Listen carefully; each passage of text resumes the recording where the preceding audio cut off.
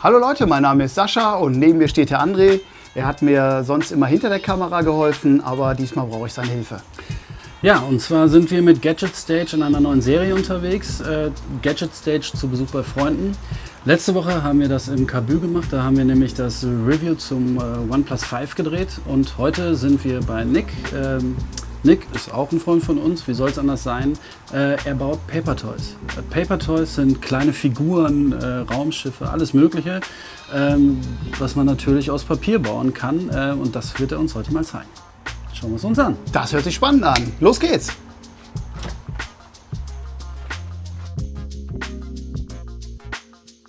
Hallo Nick. Hallo André. Schön, dass wir hier sein dürfen. Schön, dass ihr da seid. Ja, ich fände es ganz gut, wenn du uns ein bisschen was erzählen würdest. Also, wer bist du, was machst du? Mein Künstlername ist Nick Knight. Angefangen habe ich eigentlich schon zu Schulzeiten, du wirst es wissen, war ja damals dabei, mit Graffiti, Zeichnen, Figuren hauptsächlich. Also hat mich immer schon mehr als Schriften fasziniert. Und bin dann irgendwann zu Paper Toys gekommen, aufgrund eines Überraschungseis. Ich glaube, das lasse ich einfach mal so dastehen, weil da was drin war, was mir halt sehr gefallen hat. Und das habe ich dann halt irgendwie erst als Figur gezeichnet und dann wollte ich das unbedingt irgendwie in dreidimensional haben. Und darüber sind dann Paper Toys entstanden und irgendwann gab es dann das erste, das zweite, das dritte und irgendwann daraufhin habe ich dann angefangen, die Kakteen irgendwie für mich zu entdecken. Ja, und die begleiten mich seitdem unter dem Hashtag und dem Namen Cactus Clan schon seit 2008, glaube ich, haben wir gesagt, 2009, irgendwie sowas. Ja. Lange auf jeden Fall. Ja, schon. Aber warum Kaktus? Wenn du dich hier im Atelier mal so umguckst, wirst du sehen, dass hier relativ wenig Pflanzen stehen. Keine. Genau. Und das hat den Grund, dass sich hier keiner so recht irgendwie darum gekümmert hat, dass die auch genug Wasser bekommen. Und da habe ich mir Gedanken gemacht, so, welche Pflanze braucht vielleicht ein bisschen weniger Wasser, als dass uns die ständig hier kaputt gehen. Und kam auf den Kaktus und habe dann noch weiter gedacht, also welcher Kaktus braucht vielleicht noch weniger Wasser? Und bin dann halt auf das Paper Toy gekommen und habe dann gedacht, baust du da mal so aus Papier einen Kaktus? Und die haben dann allerdings auch Gesichter gekriegt und sowas, was halt ein bisschen untypisch ist. Aber so ist das Ding halt eigentlich quasi entstanden. Aber die stechen noch nicht, das ist gut. Ja, ja, und sie brauchen eben kein Wasser. Und man kann sie mit ins Bett nehmen. Ich weiß nicht, ob das so sinnvoll ist, weil einmal umdrehen und dann hast du eben ein flaches Paper Toy. Ne? Okay, also geht ja auch zweidimensional. Da sind wir dann auch direkt schon beim Thema. Also das ist ja nicht nur, dass du Paper Toys baust, sondern du zeichnest ja auch. Ja, die entstehen ja quasi auch aus einer Zeichnung. Genau, also gut, die Paper Toys jetzt weniger. Die sind, das ist halt so ein 2D zu 3D. In Illustrator arbeite ich da. Und bastel aus, versuche Formen aneinander zu reihen und irgendwie dann das hinzukriegen im Kopf, gar nicht so einfach, dass das auch als dreidimensionale Figur funktioniert. Also 2D denken und 3D bauen, so. Beziehungsweise andersrum, ne? Ja. Egal. Irgendwie so. Und das genau, und die meisten Gestaltungen entstehen halt erst im Kopf, dann auf dem Papier und dann werden sie im Rechner umgesetzt. Ja. Und die Digitalisierung funktioniert dann, also ich sehe es, du hast, ja, genau. Ja. Also du bist halt da auch wirklich, nutzt da andere Wege, das läuft jetzt nicht mehr über einen Scan oder so, ne? Also da wird... Ja, also das Schöne ist, also ich meine, häufig genug mache ich halt die Skizze tatsächlich noch auf Papier. Fotografiere das dann ab oder auf dem iPad wird dann halt nachgezeichnet. Also das sind dann eher so die Zeichnungen, aus denen dann auch Aufkleber werden und Drucke und sowas. Aber also ab vom Paper Toy, das ist tatsächlich rein am Rechner entstanden. Also da mache ich vorher quasi nichts, was irgendwo analog oder eben halt auch mit dem Stift zu zeichnen ist. Das ist rein das Künstlerische. Okay. Ja. Jetzt sieht man natürlich hier bei dir im Atelier auch eine ganze Menge, was mit Papier eigentlich so machbar ist. Du sitzt da auf einem Stuhl aus Pappe, hier sind Regale aus Pappe. Ich kenne es aus deinem anderen Büro, da ist sogar der Schreibtisch aus Pappe. Ja. Also alles nicht von Pappe. Ja. So, ne? Die Wortspielkasse steht vorne, ne? Ja. Okay.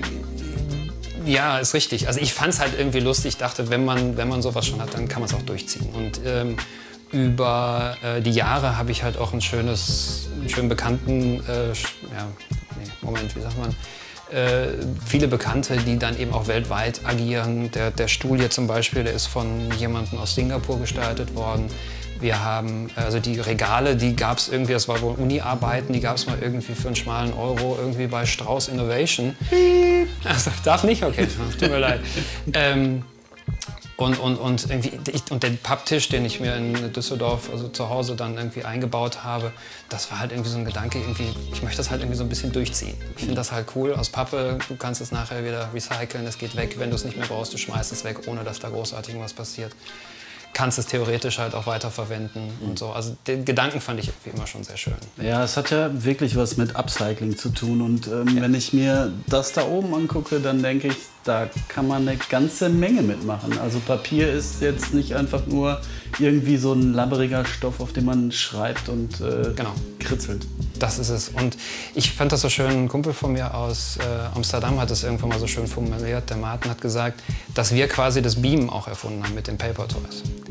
Sprich, wir haben eine zweidimensionale Datei, die wir einscannen, die wir als PDF einfach irgendwo hochladen und irgendwo jemand in Australien, Amerika, sonst wo kann sie sich runterladen und baut sich wieder auf. Sprich, wir haben eine dreidimensionale Datei, die wir zu 2D machen, also flach verschicken und da wird sie wieder zum dreidimensionalen. Also cool, Beam. Also Gadget Stage berichtet gerade über Beamen. Ja. Das darf man nicht vergessen. Ja. Also es funktioniert im Moment tatsächlich nur mit Papierspielzeugen.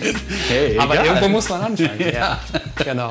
Naja, aber ja, das ist halt, den Gedanken fand ich immer total faszinierend irgendwo, dass das tatsächlich ja so ist. Und habe mich auch immer gefreut, wenn mir irgendwelche Leute aus irgendwo von der Welt ein Foto geschickt haben, wo das Paper Toy dann tatsächlich jetzt gerade steht bei ihnen. Also dass die erstmal Spaß an etwas haben, was ich hier in meinem kranken Kopf irgendwie mir erdacht habe und aufgebaut habe, dass das dann halt auch anderen Leuten gefällt. Und, ja, ist schon das sieht man halt auch. Ne? Also du bekommst halt auch regelmäßig irgendwie so nicht nur einfach nur Feedback in Form von Worten, sondern ja, du bekommst halt tatsächlich auch Werke zurück oder auch irgendwie so Neuinterpretationen deiner Arbeit. Genau, also wir nennen es halt Custom Designs. Aus dem Sinne, genau, ich habe angefangen mit einer Krabbe und die hatte ich das Glück, irgendwie auch direkt in einem der ersten Paper Toy Bücher mitmachen zu dürfen von Matt Hawkins. Es hieß Urban Paper, daraus ist auch der Name entstanden von dem Urban Paper Collective, dem ich angehöre. Und eine Gruppe aus Leuten, die von Singapur, Hawaii, Amerika und auch in Asien irgendwie einige noch unterwegs sind, die dann halt als Kollektiv arbeiten. Und dieses erste Buch irgendwie hat mir halt eben viele dieser Leute halt auch irgendwie bekannt gemacht.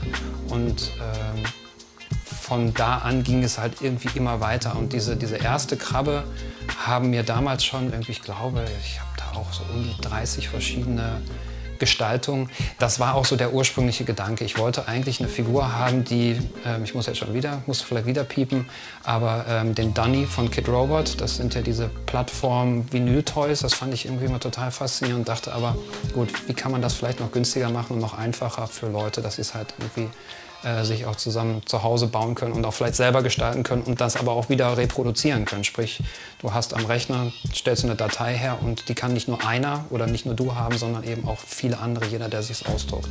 Und da sind halt Sachen zurückgekommen und denn die nächste Figur, halt hier das Häschen, da habe ich, glaube ich, inzwischen über 100 verschiedene Versionen von Leuten irgendwie, also teilweise auch Farbunterschiede, nur irgendwie, aber auch teilweise ganz, ganz faszinierende Sachen, die dann den Hasen komplett umgestaltet haben zu einem T-Rex, zu einem Vogel, zu einem Roboter, auch zu so einem Walker aus Star Wars, wo dann halt die Beine hochkant dran standen und also tolle Ideen, Sachen, wo ich mir auch dachte, boah, da wäre ich im Leben nicht drauf gekommen. Was man halt aus dieser relativ einfachen Form dann halt noch so rausholen kann. Ja. Das ist natürlich jetzt irgendwie so eine eingeschworene Gemeinschaft. Müssen wir vielleicht auch jetzt nicht unbedingt weiter darauf eingehen, aber nur mal so kurz, wie viele Leute sind da irgendwie so weltweit unterwegs? Boah, das kann ich dir fast nicht sagen. Es gibt irgendwie eine Seite im Internet, das nennt sich Nice Paper Toys.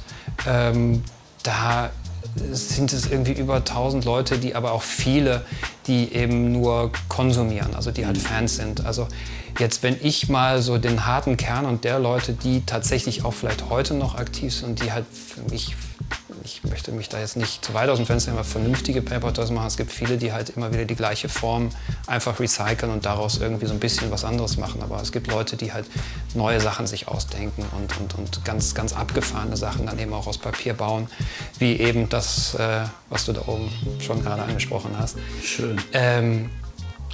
Würde ich sagen, 30 bis 50 vielleicht. Also wirklich. Das ist nicht so viel, ne? Ja, aber wirklich halt Leute, die man eben auch kennt. Ja. Wie ein Shin Tanaka aus Japan, der einfach auch ganz viele kommerzielle Dinge macht.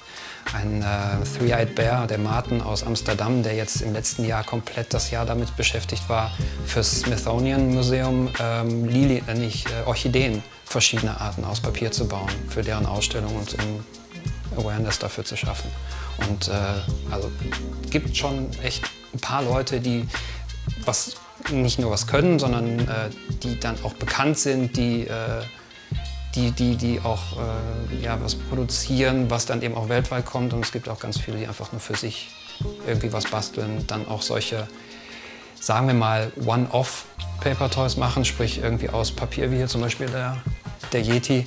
Das ist halt irgendwie einfach nur aus Papier geschnitten. Der hat halt keine Formvorgabe für gehabt, sondern der wurde einfach aus Papier geschnitten und den gibt es dann eben einmal. Es sei denn, er reproduziert ihn halt nochmal selber, aber da gibt es halt keine Datei für. Und wird das Ganze irgendwie in irgendeiner Art und Weise monetarisiert? Also findet sowas vielleicht mal wie Graffiti, Street Art den Weg in Galerien, Ausstellungen? Nächste Woche tatsächlich haben wir das 5. Mal mit dem Urban Paper Collective, das ist auch daraus gegründet worden, in Arnsberg zum Kunstsommer, eine Ausstellung, ein Workshop. Gut, da verdienen wir jetzt kein Geld mit, aber das ist halt großartig, weil die sich halt da kümmern, uns einladen, auch eben den Amerikaner einfliegen, den in Singapur Menschen einfliegen und sowas. Also da passiert schon was. Da haben wir vor 2 Jahren auch zum Beispiel einen Formel-1-Wagen aus Pappe in Originalgröße gebaut, wo die Leute sich auch reinsetzen konnten und sowas. Nochmal sowas Verrücktes irgendwo. Und wir kommen auch wieder zusammen. Also da gibt es schon Ausstellungen und Möglichkeiten. Ich habe auch vor ein paar Wochen in Dienstlagen etwas mitgemacht, was sich Kunst statt Lehrraum nennt, wo dann eben Lehrstände benutzt wurden, um Kunst zu zeigen. Und da habe ich halt auch eben ganz viel, was aus Papier ist, eben hingestellt und habe da gemerkt, dass das durchaus auch Interesse hervorruft. Aber das Problem eben ist, dass Vinyl-Toys, weiß man, die kosten Geld, die sind nicht besonders teuer. Und Papier ist vom Material her und von der Einstellung im Kopf her der Leute irgendwo noch billiger als eben Plastik. Und deswegen kann es eigentlich fast nichts kosten. Und das ist auch wirklich so, dass ich würde sagen, 90% der Paper Toys kostenlose Dateien aus dem Internet sind. Und der Rest, da machen Leute tatsächlich ein bisschen was, irgendwie, dass sie auch Geld mit verdienen, aber reich werden wirst du damit nicht oder damit einen Lebensunterhalt. Warten wir es ab. Wir werden es weiter beobachten. Ja, ich meine, gibt ja auch noch andere Dinge, die man aus Papier machen kann, außer eben kleinen Figürchen zum Hinstellen, also das Staubfänger, böse gesagt. Was manche Leute sagen, leider. Aber es gibt ja auch irgendwie Bilder und sowas, die man aus Papier machen kann, wie das Logo da hinten zum Beispiel ist halt eben geschichtetes Papier. Es gibt da verschiedene Dinge, die ich auch schon ausprobiert habe und die andere Leute schon gemacht haben, sogenannte Shadowboxes, wo dann in die Tiefe gearbeitet wird, wo du dann eben Papier in einem Rahmen hast, also wo du ein Bild eben dreidimensional machst. Und auch schicke Sachen, auch da wieder Matt Hawkins, einer der Vorreiter, der das irgendwie perfektioniert hat. Sehr schön. Also ich bin die pure Begeisterung. Aber Geld Schön. willst du trotzdem nicht ausgeben. Doch, natürlich. Ich kaufe hier gleich alles. Okay. Also, einmal die Rechnung komplett auf mich, das war's. Nick, danke für deine Zeit, hat Spaß gemacht. Gerne. Und ja, ich kaufe ein bisschen ein. Danke für dein Interesse. Ciao. Ciao.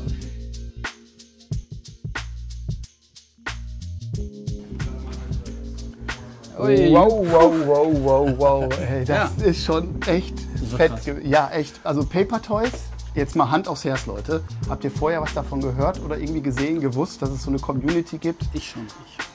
Ich fand's super. Also diese Figuren und auch dieses riesen Raumschiff. Das war Knaller. richtig geil. Ja, also echt da habe super. ich echt gedacht, mein Gott, also was geht alles mit Ja. Papier und ein bisschen Klebe. Wie viele Stunden die Leute auch daran sitzen, das ist echt faszinierend. Ne? Ja, Und apropos Sitzen auch. Der Stuhl aus Pappe. Nick baut sich wahrscheinlich irgendwie alles aus Pappe. Ich muss mal gucken. Sein Bett vielleicht sogar auch. Ja, Ich weiß. Gaming-PC, alles aus Pappe. Also, wer es von euch irgendwie auch mal selber probieren will, Nick hat dazu ja ein Buch gemacht. Das Buch ist dies hier. Wir packen dazu halt nochmal eine Beschreibung, irgendwie einen Link in die Beschreibung, sorry. Und wenn ihr selber auch irgendwie was Cooles macht, ein bisschen künstlerisch Kreativität habt und da auch ein bisschen in der Richtung unterwegs seid, also egal was, irgendwas Neues, worüber ihr reden wollt. Wir wollen unseren Freundeskreis ein bisschen erweitern und würden gerne bei euch vorbeikommen. Ja, kommentiert das Video oder schreibt uns eine PN und wir nehmen dann mit euch Kontakt auf und besuchen euch. Und ansonsten sehen wir uns bald wieder. Ciao. Ciao. Ansonsten sehen wir uns bald wieder. Ansonsten sehen wir uns bald wieder. Sonst sehen wir uns bald wieder.